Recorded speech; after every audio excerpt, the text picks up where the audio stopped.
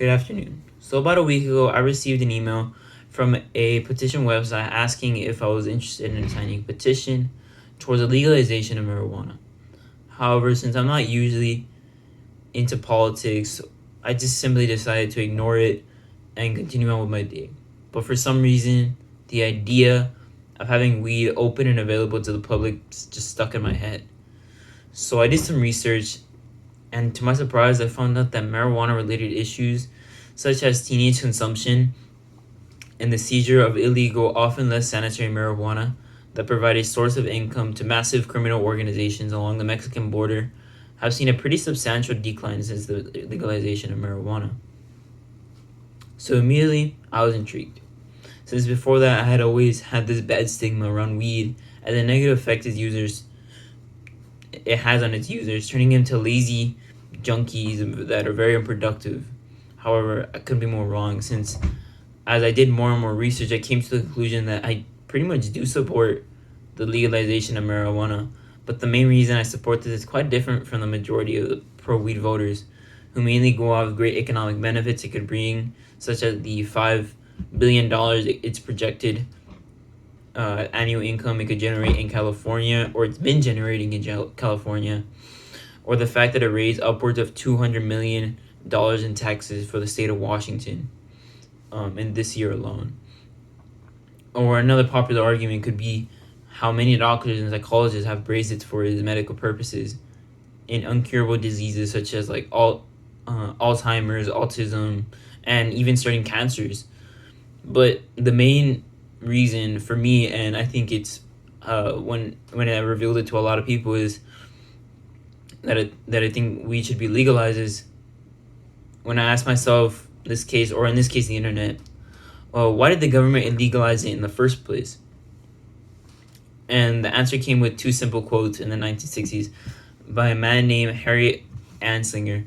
the first commissioner of what would be now known as the DEA, and read, reefer makes darkies think they're as good as whites. And reefer, of course, at the time meaning marijuana. And there are 100,000 total marijuana smokers in the U.S., and most are Negroes, Hispanics, Filipinos, and entertainers. The satanic music, jazz, and swing result from marijuana usage. This marijuana causes white women to seek sexual relations with Negroes, entertainers, and others. So, as you can see by these quotes, they're pretty racist, and this man today is known as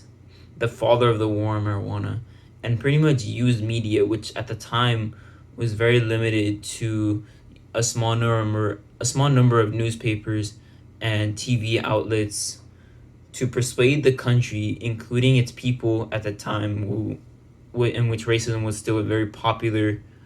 real thing, which is very different from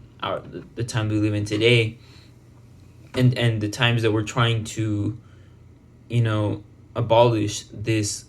the idea that weed is a Schedule 1 drug. And he pretty much persuaded the whole country into make it happen, to use marijuana as a form of demonizing African Americans, Hispanics, and Filipinos, or other Asian types. So now what's resulting is pro-weed activists now having to fight sort of an upwards battles. Guilt right now, it's guilty until proven innocent, since we have to sort of say that there's great economic benefits, great medical benefits, whatever. We pretty much have to say the positives, even though before the government having to say the negatives, which would be in any other thing they try to rule illegal or try to just completely get it out of our lives, such as like if you were to ask the government right now, why not, historically the only reasoning they've had to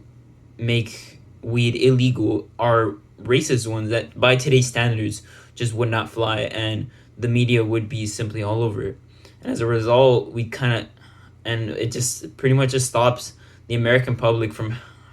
the ability to simply smoke